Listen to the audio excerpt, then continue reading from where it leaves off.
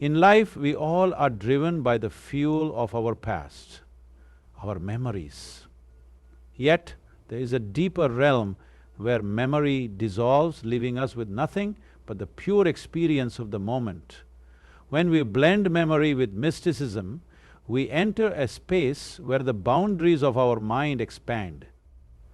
Beyond logic, where what is remembered and what is felt are one. Now you may wonder, what does a motorcycle have to do with this? Well, motorcycles are not just machines of speed and power, they are an experience, an instrument of liberation, a pathway to the deeper realms of the mind. As we rev the engine and ride, we step into a new world where thoughts seem to dissolve and the body and the soul feel as one. Memory is like an archive, a vast storehouse filled with every experience we have ever had. From the simplest moments to the most profound, our memories preserve the essence of everything we've encountered, making us who we are. It's easy to think of memory as just a collection of past events, but it goes beyond that. Each memory carries with it emotions, sensations, and perspectives that shape how we interpret the world today. This mental archive is constantly updated, each experience adding a new layer to our internal landscape. But memories aren't static, they are fluid, they change over time, influenced by how we feel about them, the stories we tell ourselves, and the patterns we develop. Something that felt intensely painful in the past might with time become a lesson or even a source of strength. Similarly, joyous moments might fade in significance as we grow older, but they still shape our preferences and choices in subtle ways. Our memories don't just represent events, they form the very fabric of our identity. The person you see in the mirror today is not simply a result of your physical self, but of the countless experiences you've stored and remembered over the years. You are the sum of these memories, the happy times, the struggles, the challenges you overcame, and the wisdom you gained. Yet, memory can be both a gift and a trap. On the one hand, it allows us to build on the past, to avoid repeating mistakes and to cherish moments of beauty. On the other hand, it can limit us. When we hold on too tightly to memories, we risk being bound by them. We start to define ourselves based on what we've experienced rather than what we have the potential to become. Memory can become a cage that keeps us tethered to past identities, leaving us stuck in a loop, unable to fully embrace the flow of life in its The mind clings to memory because it offers a sense of security, a way to make sense of the world. It creates patterns, categories, and labels that help us navigate the complexity of life.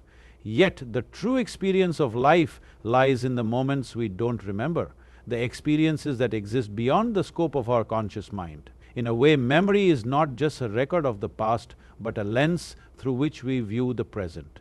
How we recall an event, how we frame it in our minds, dictates how we feel about it today. But this lens is not always accurate. The human mind tends to distort memory, adding layers of meaning or emotional weight that may not have been there at the time. As a result, we live with a version of reality that may not be fully aligned with what truly happened. This is why two people can experience the same event and remember it in completely different ways. The mind's ability to shape and reshape memories is both a gift and a challenge, for it reveals how fluid and subjective our experiences truly are.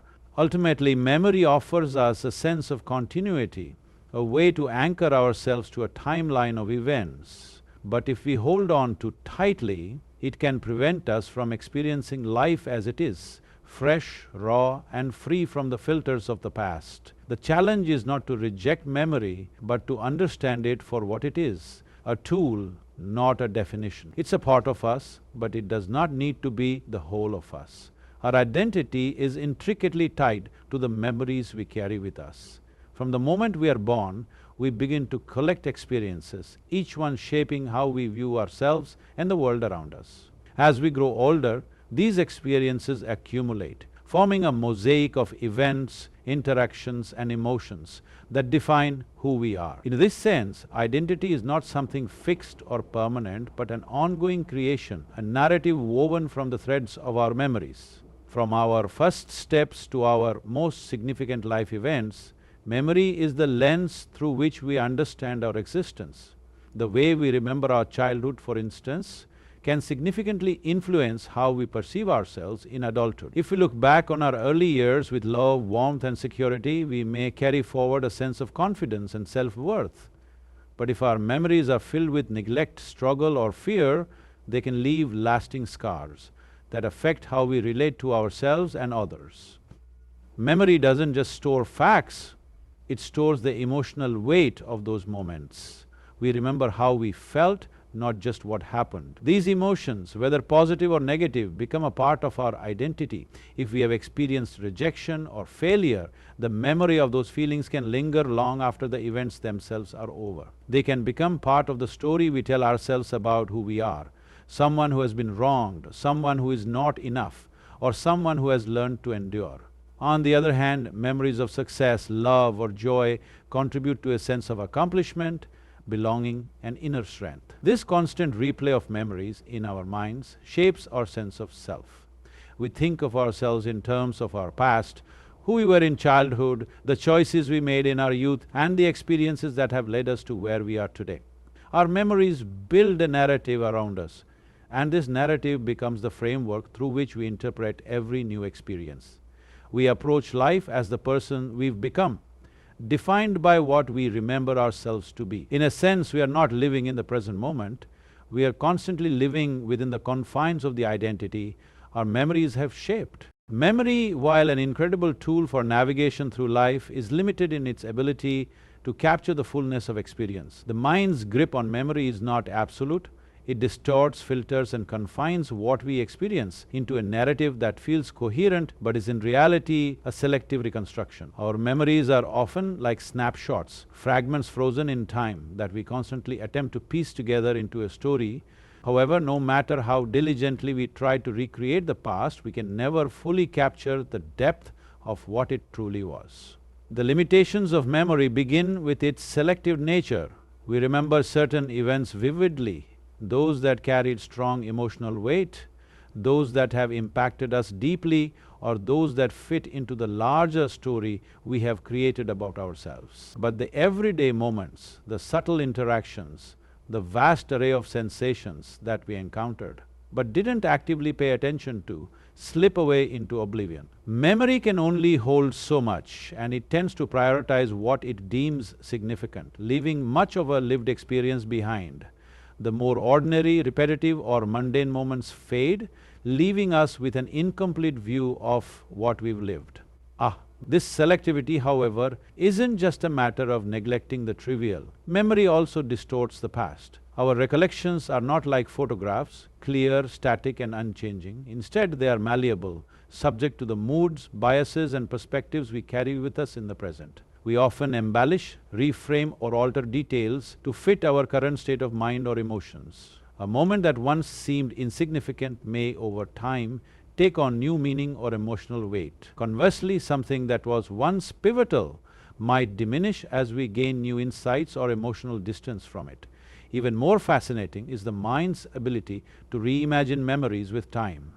We think we remember events as they truly occurred, but in reality, we are remembering them through the lens of who we are today. Each time we revisit a memory, we are not just recalling a past event, we are reshaping it according to our present context. Our current beliefs, desires and feelings color the past, making it a shifting, ever-evolving landscape. In this sense, memory is not a static reflection of reality, but an active process that is continually being rewritten. Beyond this distortion, memory also has a temporal limitation. It doesn't allow us to experience the flow of life as it truly unfolds in real time. The moment we try to grasp onto a memory, we separate ourselves from the present moment. Memory lives in the past, and the more we hold on to it, the less we are able to experience the richness of what's happening now. The mind clings to what it knows, afraid to step into the unknown, so it builds a fortress of memories around us, trapping us in a repetitive loop of past identities, past experiences, and past choices. In the end, the more we identify ourselves with our memories, the more we risk becoming confined by them. Memories are precious, but they are not the essence of who we are.